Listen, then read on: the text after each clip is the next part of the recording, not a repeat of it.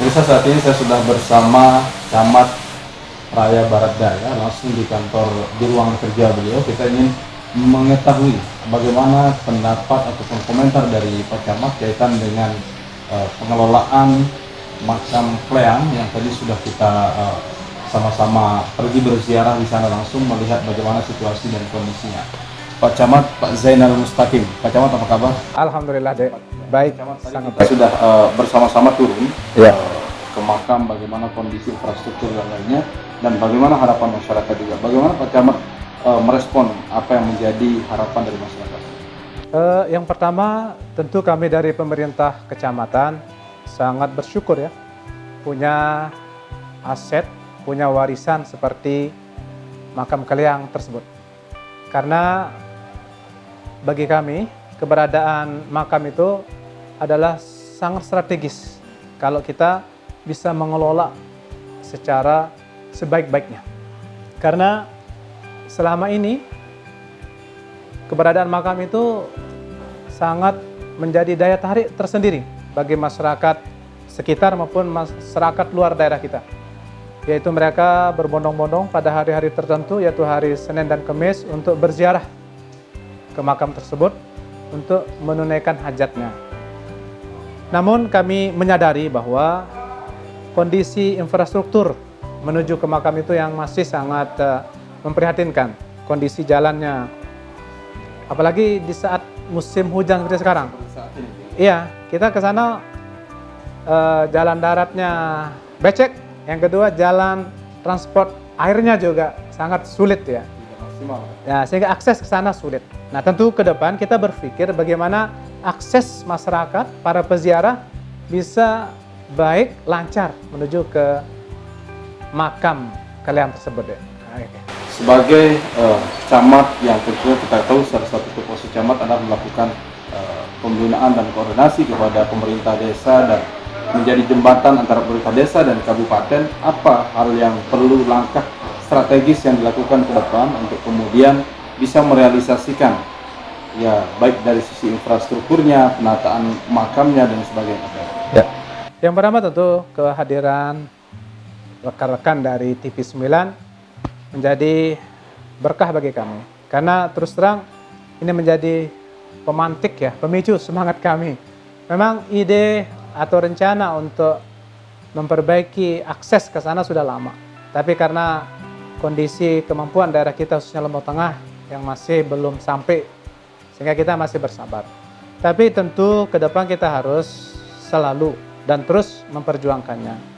Jadi harapan besar kita adalah makam Kleang itu akan menjadi sebuah destinasi wisata religi yang tidak hanya masyarakat lokal, bila perlu masyarakat dari daerah-daerah lain. Nah, sehingga ini menjadi tantangan kita kan, bagaimana mengemas keberadaan makam itu. Tentu banyak prasyarat yang harus kita siapkan, seperti infrastrukturnya, seperti promosinya dan seterusnya. Dan ini perlu kolaborasi, saya pikir, perlu sinergitas pemerintah desa, kecamatan, kabupaten, bila perlu provinsi kan. Karena kuncinya di situ.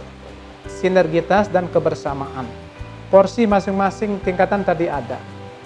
Nah, sehingga kami sebagai pemerintah kecamatan tentu pada kesempatan ini akan mencoba untuk menginformasikan keberadaan objek tersebut, sehingga ada intervensi tentu dari pemerintah di atas kita untuk bisa mengembangkan makam itu menjadi wisata religi dan juga menjadi salah satu lah destinasi wisata di daerah kita. Apalagi nanti kita 2021 ini ya, MotoGP dan seterusnya. Mudah-mudahan itu juga menjadi sebuah ya semacam cambuk juga ya, salah satu bagian untuk pengembangan pariwisata di mobil khusus di Raya Barat Daya.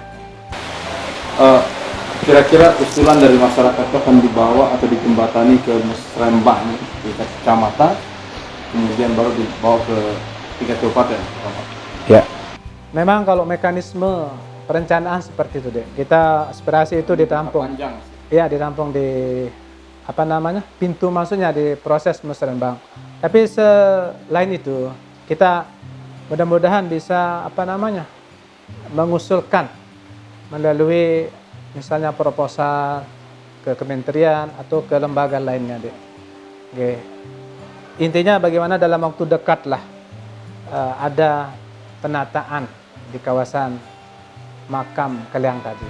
Ya. Bagaimana Pak Camat melakukan koordinasi ataupun pembinaan kepada pemerintah desa, tidak hanya mempersiapkan dari sisi infrastrukturnya, tetapi juga SDM-nya. Karena tentu infrastruktur yang bagus ketika tidak diimbangi oleh SDM yang baik pula tidak akan maksimal. Ya.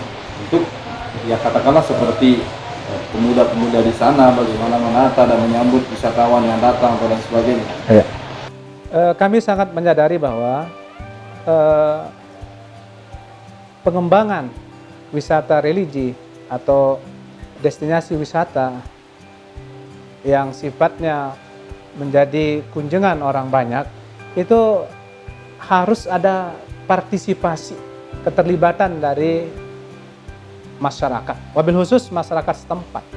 Karena bagaimanapun kita harapkan multiplier efeknya, ya kan? Jadi ini para peziarah ini kita harapkan tidak hanya menjadi mercusuar bagi kita, tapi bisa memberikan efek kepada tentu ada nilai ekonomi yang kita harapkan. Misalnya apa? Pelambe itu terkenal dengan tenunnya, Dek. Terkenal. Kerajinannya terkenal. Ya kan? Begitu juga dengan desa di sebelahnya, Dare ini. Ada kulinernya. Sehingga tentu kalau wisata religi bisa berkembang, otomatis kita harus menyiapkan tadi fasilitas-fasilitas pendukung. Selain infrastruktur tentu untuk cenderamata-nya, oleh-olehnya, dan seterusnya. Dan ini menjadi peluang tentu. Nah, tapi yang paling poin juga tentu keberadaan wisatawan itu harus aman kan. Ini juga menjadi tantangan kita. Bagaimana edukasi kan, edukasi masyarakat supaya berpartisipasi menjaga keamanan. Misalnya BKD-nya harus aktif ya kan. Terus ada kelompok-kelompok pemuda harus diorganisir baik. Nah, sehingga kata kuncinya tadi, partisipasi dari semua pihak termasuk masyarakat ini harus diberikan ruang yang seluas-luasnya, baik untuk keamanan, baik untuk ekonomi. Ini kalau kita berpikir ke depan ya, jangka panjang. Kalau objek tersebut akan menjadi sebuah objek yang punya nilai jual yang tinggi, daya tarik yang tinggi ya, sehingga banyak peziarah yang datang. Begitu kira-kira dia. Artinya dengan ditingkatkan sumber daya manusia, keamanan dan kenyamanan wisatawan itu bisa dijamin begitu. Jadi itu ya seperti NKRI jadi harga mati ya. Jadi barang mustahil kan ada orang mau datang itu kalau tidak aman. Jadi betul deh. Jadi masalah keamanan, masalah kebersihan itu suatu hal prasyarat dasar lah. Bagaimana orang mau datang, bagaimana orang mau nyaman. Tapi kalau kita lihat dari antusiasme masyarakat sekitar, kalaupun tadi kita sudah ke sana, ya, ada semacam optimisme dan kemudian semangat yang terlihat untuk melakukan pembangunan itu. Tergantung nanti Pak Camat bagaimana kemudian Pak Camat melakukan terobosan-terobosan dan pembinaan ataupun koordinasi menjembatani apa yang kemudian menjadi aspirasi mereka kepada pemerintah kabupaten. Betul deh. Jadi ini berbicara destinasi wisata religi ya. Jadi kita tidak berbicara dari nol. Jadi keberadaan makam Keliang itu kan sudah menjadi warisan jauh ratusan tahun sebelumnya.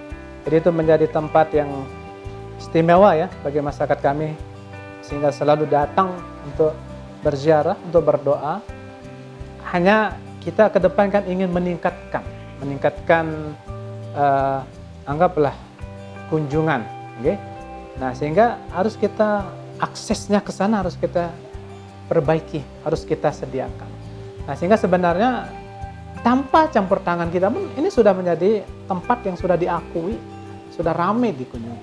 Sehingga tapi yang kita mau ke depan ini kan bagaimana memoles tempat itu sehingga menjadi salah satu lah destinasi wisata religi di daerah ini, di Lombok Tengah ini. Nah, tapi kalau ada faktanya sekarang memang itu sudah ramai, tidak dipromosikan sudah ramai, itu sudah banyak masyarakat. Dan ini kebutuhan gitu ya. Masyarakat kita kan butuh untuk berdoa, butuh keyakinan kan. Dan mereka sebagian besar yakin di situ tempat yang mustajab untuk berdoa. Nah, sehingga memang sekali lagi kita tidak berangkat dari nol deh, hanya ingin meningkatkan akses ya infrastruktur maupun kenyamanan para peziarah. Gitu deh. Baik, terima kasih Pak Camat atas waktunya hari ini. Sama-sama deh, sama-sama.